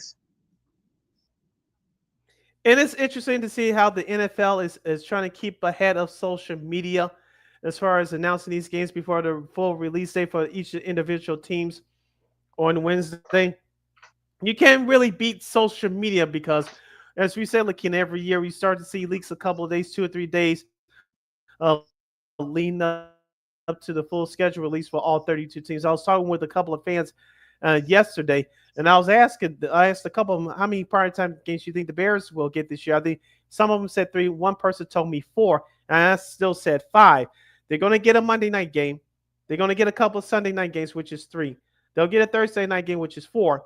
And my pro prediction, I could be wrong. I've been wrong before, not often, but I've been wrong a few times. I still say the Bears will play on Christmas Day, in which Christmas is on a Thursday this year. So yep. We'll see what happens, but I still stick to my number 5 primetime games for the Bears this year. And we talked about this before we went on air today. Don't be surprised if the Bears and Lions open up on Sunday Night Football, which could very well be the case. So there's still a lot to be decided. And I guess incidentally, like you said, that news about Dallas and Philly opened up the scheduling happened late last night. So somebody found out something. So I'm sure within the next next few hours, I probably won't even go to the next day. But there's gonna be a lot of leaks about like television and stuff like that, and how many games that the Bears do end up getting during the prime time slate. So the upfronts are going on right now. Of course, all the networks are going to be showcasing their prime time shows. Of course, their sports as well. So this is the time of year for it. So that's probably one of the reasons why the NFL does a schedule releasing thing around that time, just to kind of like coincide with that. Yeah, as we said before, we'll say it again. The NFL knows how to keep themselves in the news 365 days a year. All right, coming up after this break, we got our sports potpourri segment as the NHL. Are a couple of the top teams in danger of losing? Well, at least, it's not on the brink yet, but they're up behind their series. Also, some more sports media news as one former popular sports anchor is going back to ESPN. We'll tell you how and why in a second. And if we see any more NFL schedule stuff, during this break, we'll bring it to you as well. So, and time permitting, old school TV Monday. That is so much more. Also, a little PGA Championship preview in Quail Hollow later this week. Coming next, LaKeena, McGee, Sidney Brown, Second City Sports on Sports in Chicago. Our Sports Potpourri 7 coming up right after this. This year, my mom got me the perfect bag for back to school. These colorful binders help me stay organized. These headphones are just what I need for studying. These new sneakers are just what I needed for the new year. This jacket is a real must-have. My parents got me the skateboard I wanted. It's pretty cool. These scissors really come in handy in art class. These colored pencils, too. These new socks, they can be a real lifesaver.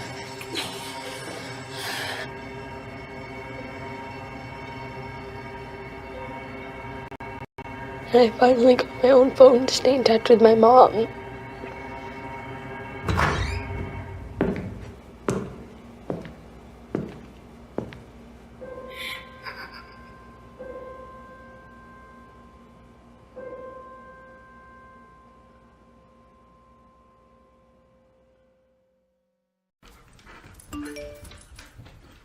Trisha's having a sleepover tonight. Can I go? I wonder about Lucy's friends. What should I say? I know you're only 10, but one of these days a friend will offer you a drink. And alcohol at your age can lead to so many things. None of them good. So can I go to the sleepover? Lucy, I want you to promise me I something. finished my homework. Bigger promise. If there's any drinking, I want you to say, "No thanks, not my thing." Mom. I promise you, your real friends won't care. Deal? Sure. Really? I promise, Mom. They really do hear you. Did you pack your toothbrush? For tips on how to start the talk, visit underagedrinking.samhsa.gov. A public service message from the Substance Abuse and Mental Health Services Administration.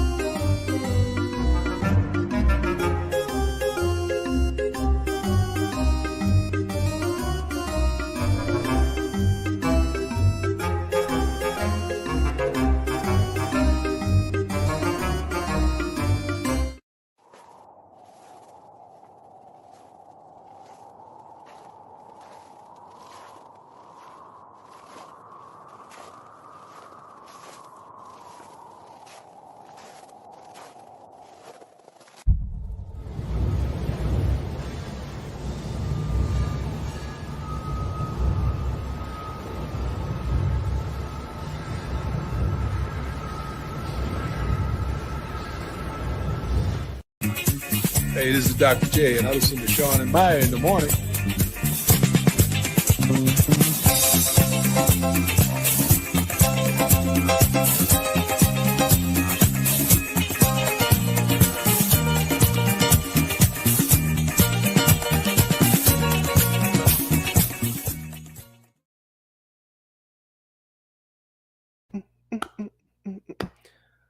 Welcome back to Second City Sports on the Monday extravaganza edition of the program. We're live in 11 color right here on Sports Zone Chicago. I'm Sid, that's LaKeena. You can follow yours truly on the Twitter, X, and the IG at SidKid80. Once again, it's SidKid80. That's SIDKID80. That's SIDKID80. You follow LaKeena McGee on the Twitter, execute again, IG.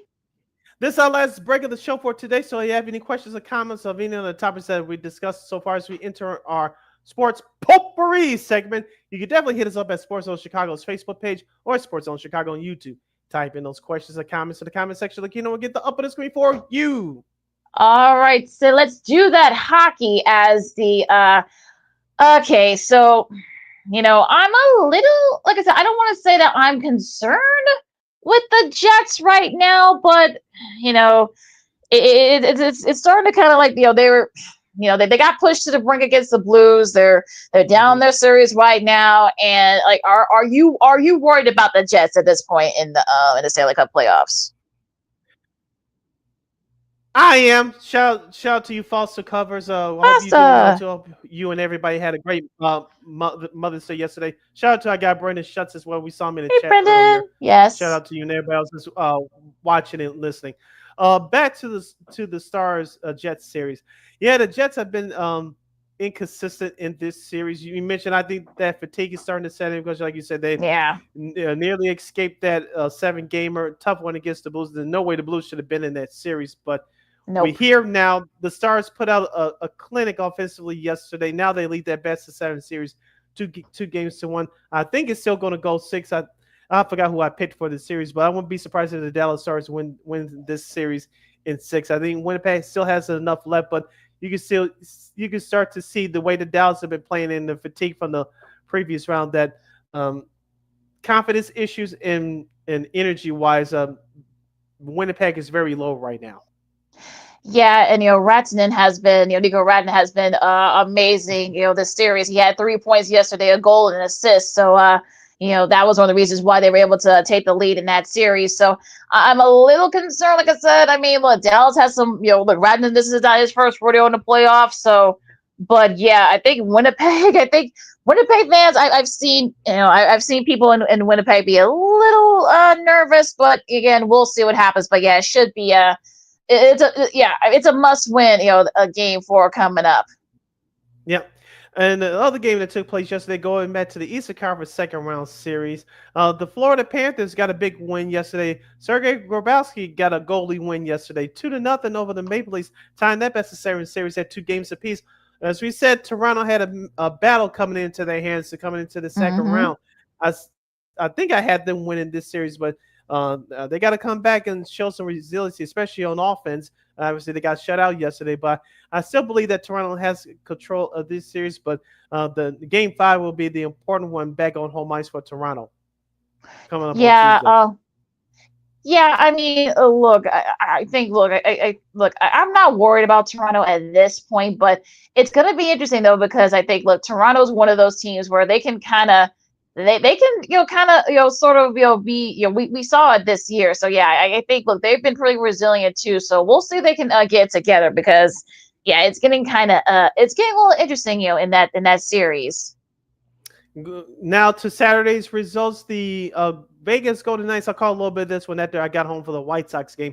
The Vegas Golden Knights get back into the series, beating the Edmonton Oilers on the road in Canada 4-3. Now, Edmonton leads that series 2-1. LaKeena, we talked about it before. The Vegas Golden Knights, they got by the Minnesota Wild in the first round, beating them 4-2. Of course, the Oilers, they dismissed the LA Kings again, causing them to make a coaching change. But as far as this series is concerned, the Golden Knights could have won a couple of those games early on, but they finally got back on track by getting a tough road win in Game 3.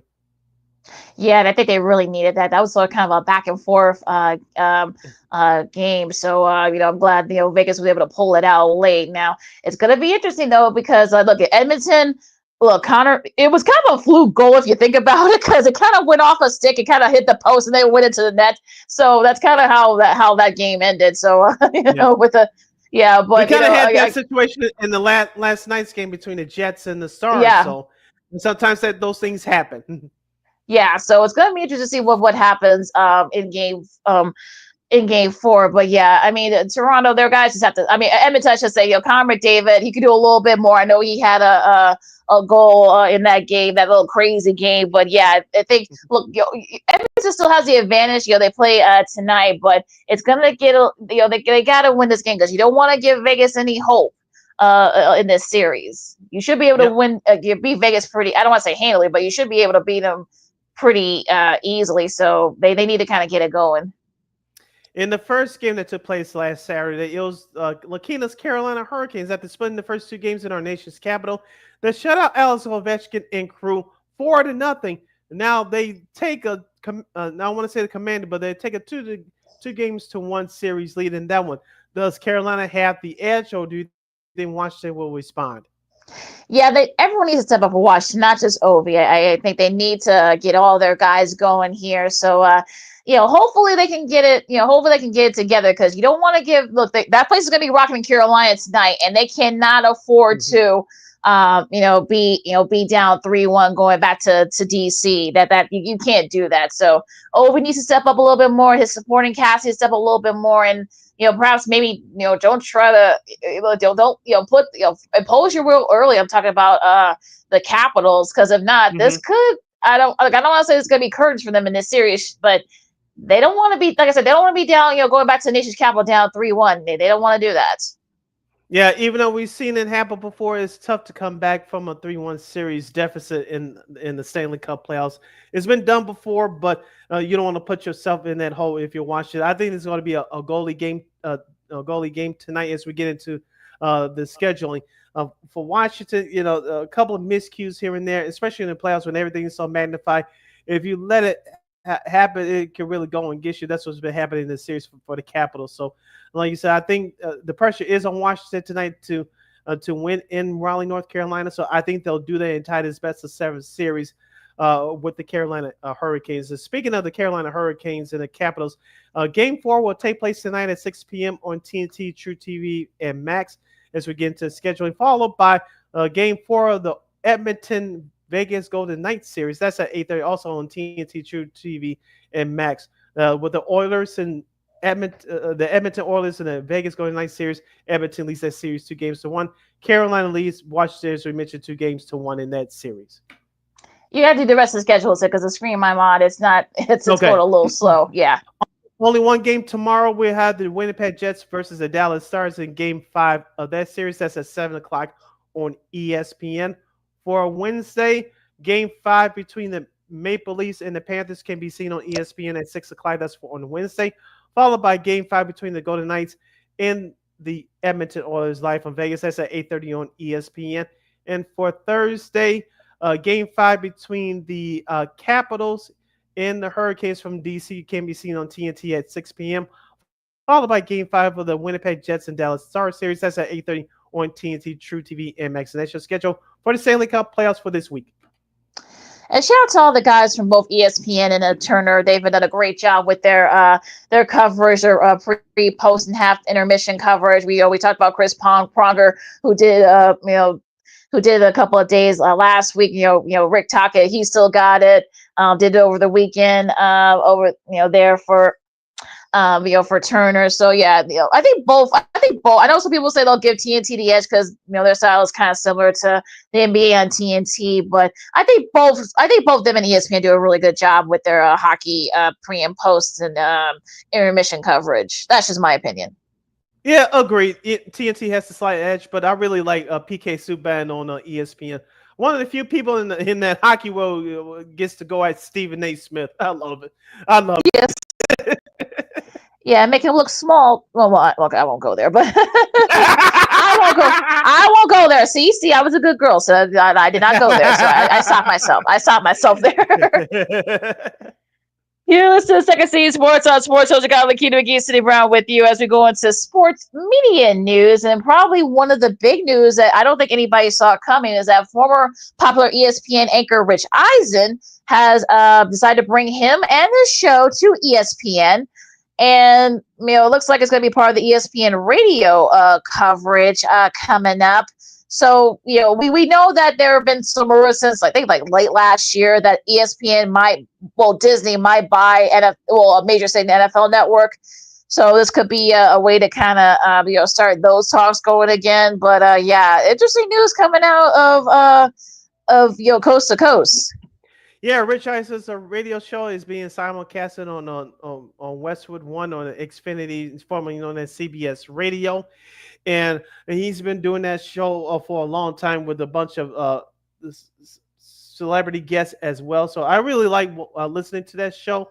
I've listened to it via the podcast, but he's very engaging, very enlightening. It has his spin on things when it comes to world of sports, especially the NFL and entertainment.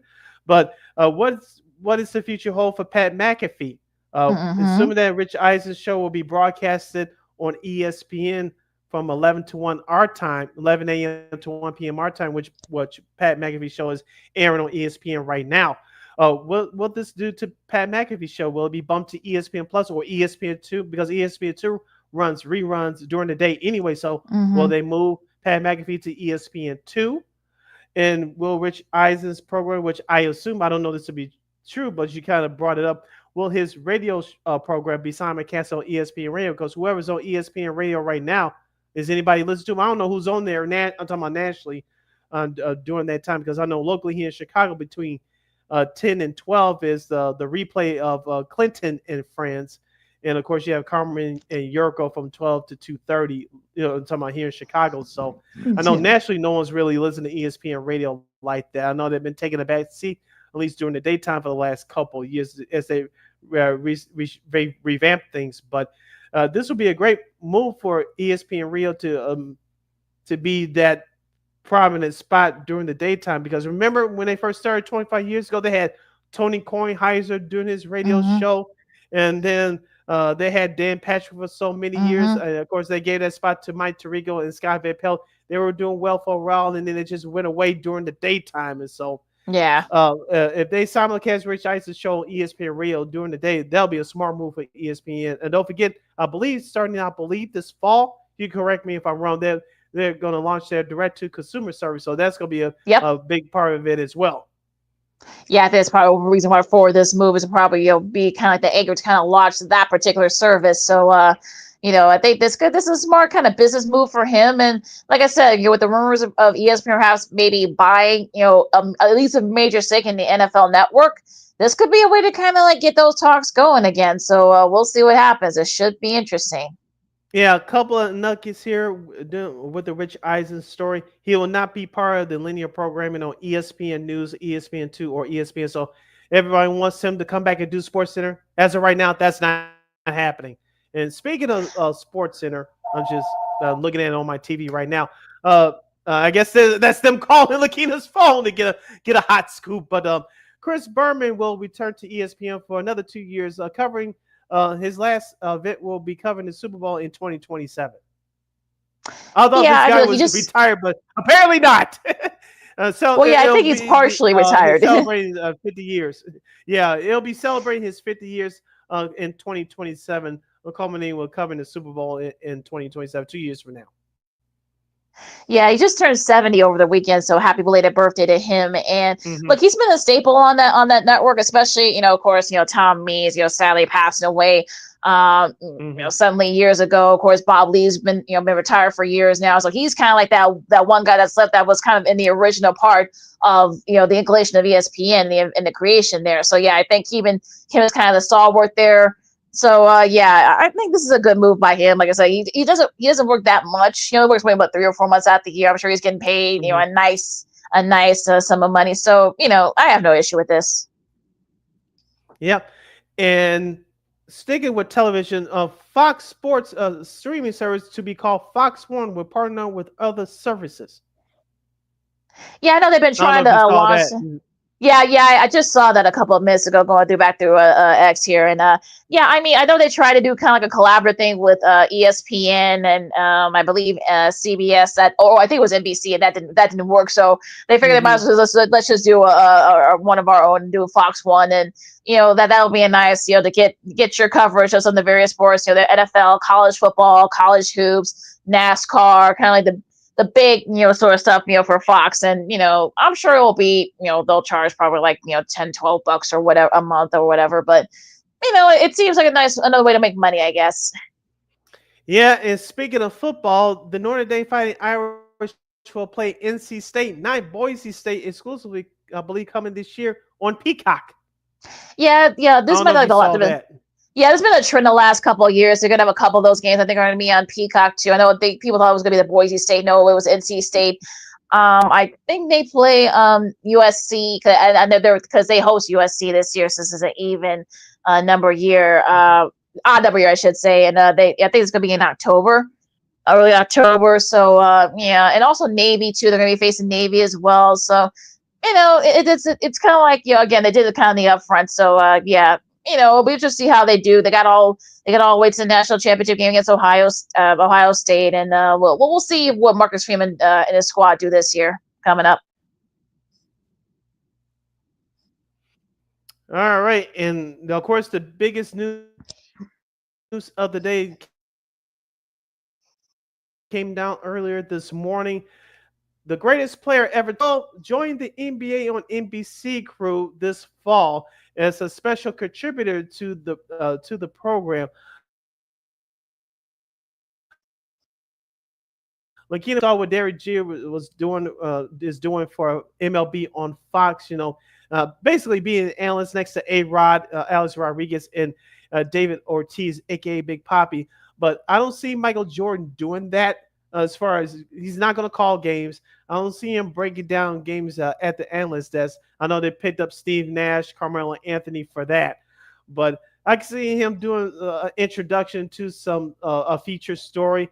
I don't know if he's going to be asking questions. Maybe he will eventually. I don't know, but I can see him doing a special introduction. Maybe give his commentary.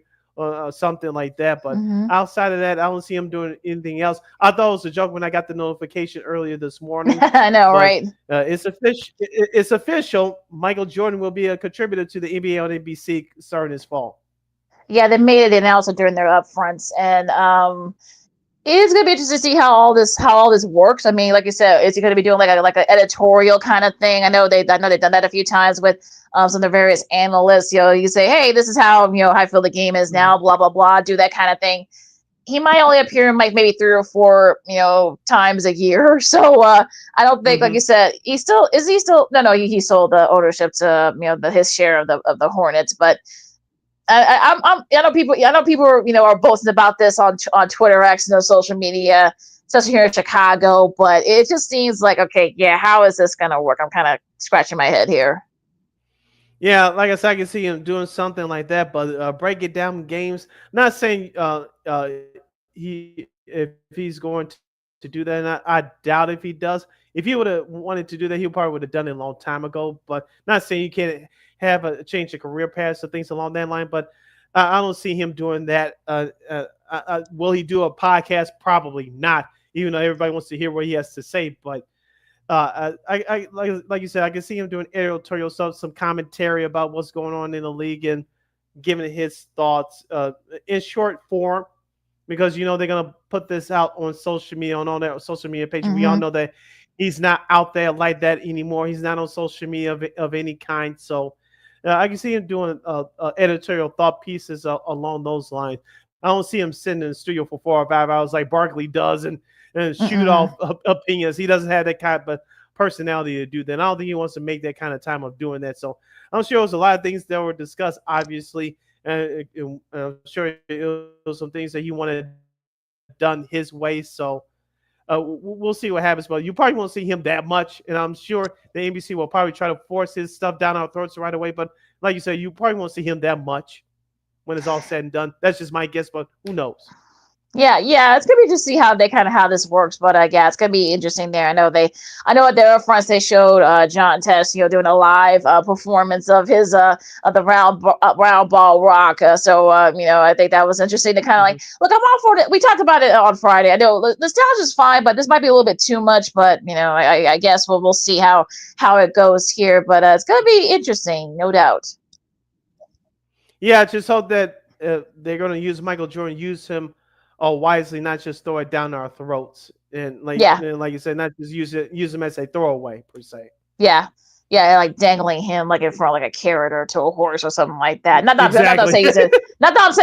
bad metaphor. I know I'm not comparing her to a carrot, obviously, but yeah, it's gonna be interesting to see how kind of how all this works. A couple of shout outs to for a couple guys.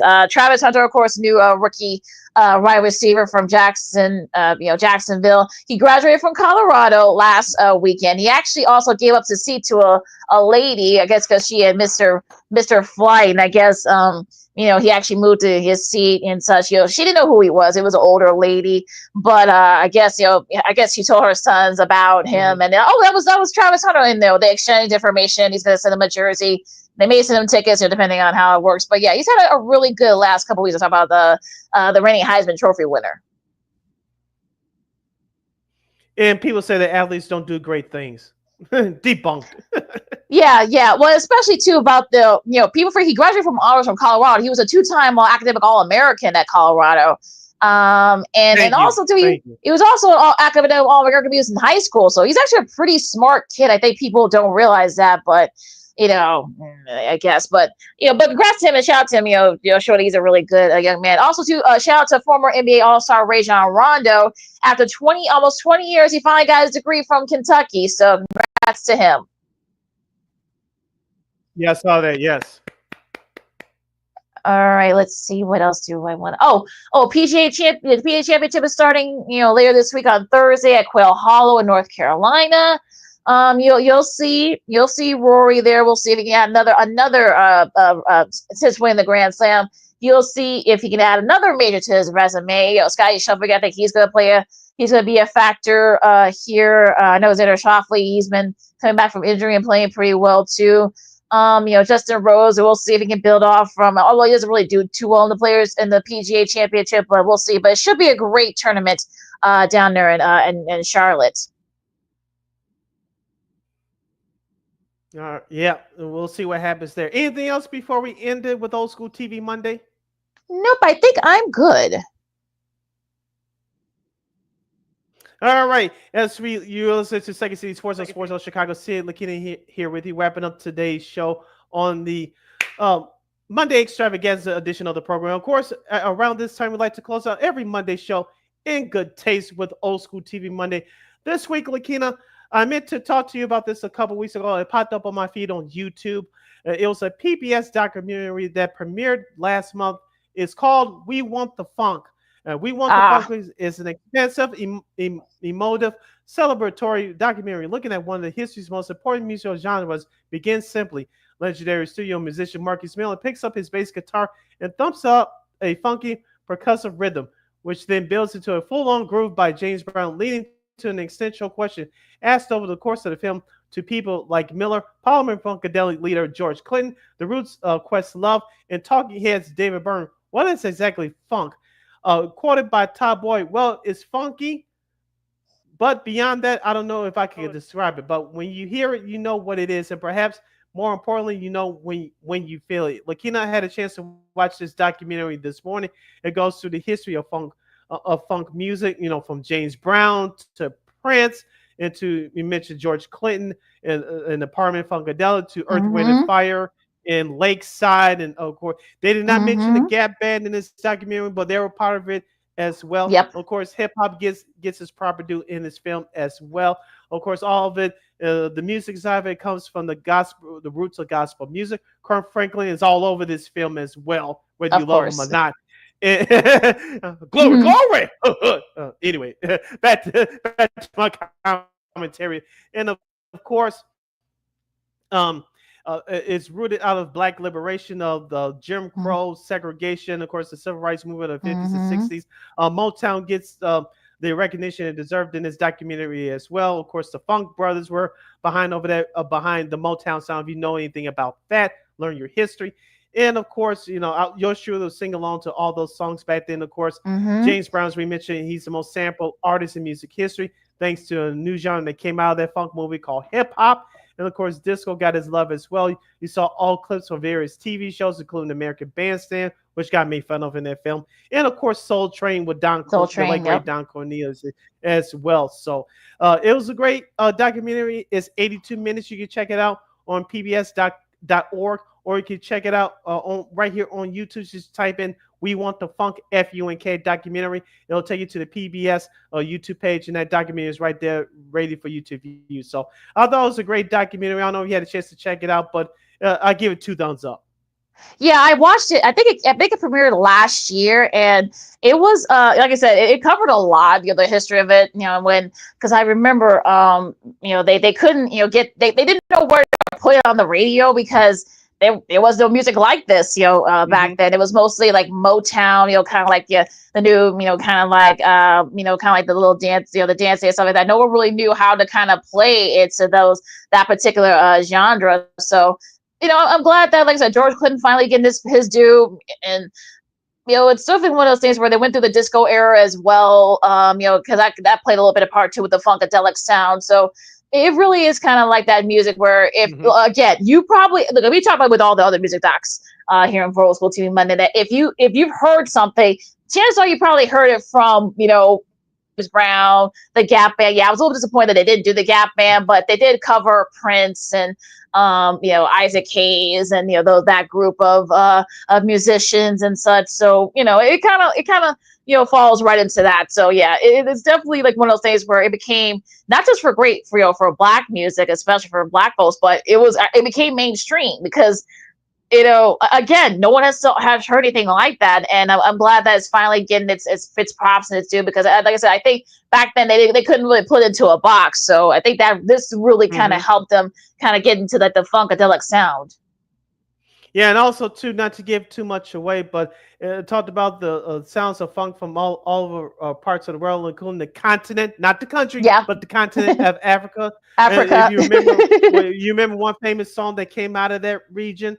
If you grew up here in Chicago, you listen to Old School Fridays, the mix show on V103. They played that one particular song. I can't think of it right now. Big one. If you know, you know. Number 2, it mentions it in that film, so go check it out. And also too, the frontman for the Talking Heads, I forgot that one song they had. The white guy said that Yeah. They wanted to put it in the radio, wanted to put it in the alternative rock category, but it had quote Yep. unquote too much funk and soul that they Yep. couldn't do it. But black folks made that song famous first, and then everybody else followed suit there afterwards. There was a lot of songs like that during the funk era that crossed over from white artists to from black radio to white radio back then. And Elton John was a leader of that as well. He got mentioned in the film. I won't get into give it too much away here, but he was mentioned in the film along with David Bowie. You know, David Bowie, yep. No, David Bowie. He was sampled in hip hop, in particular, a person who's on trial right now, which we won't talk about it here. But those two got their props in the film, in the documentary as well. Those two, talking about David Bowie and Elton John, they were more popular on black radio than they were on mainstream radio back then. Yeah, people don't know that. And I remember I forgot the lady from the Talking Heads too. You know, when they said when they did something completely different, they didn't want to compete with what their old stuff was because they were doing mostly adult alternative stuff. And when they did this, the record company didn't want to release it initially because, you know, they didn't want to put their face on it because it had too much funk. And they say, oh, you know, black folks aren't going to listen to white people, you know, making funk music. Well, it became one of their biggest hits. So. You know, and I think that this special showed that how it everything kind of intertwined. Of course, we know with HBCUs, you have you know, they use that sound a lot during their marching bands, the Battle of the Bands and such. And also too, with I think Serena, when she won, I think her last Wimbledon, she was doing a little bit of that. You know, that little thing with the. Yeah, so you know, it just shows it kind of resonates with multiple generations of people, and they all different colors and such. And Outkast, you know, new Rock and Roll Hall of Famers, Andre 3000, you know, Big Boy, give Big Boy his props too. It wasn't just Andre 3000, but you know, again, there's no confidence, sorry, but they one of their early stuff was from that sound. So, and also with the Speak Rocks Love Below, which became the first rap album to win for the Grammy for Album of the Year. It was a lot of that influence too. So remember that. And also to De La Soul, I forgot who represented De La Soul in that doc, but you know, that first hit was I didn't know this till years later. It was a George Clinton's George Clinton. So I can't think of the song right now, but De La Soul's. I know what you're talking about.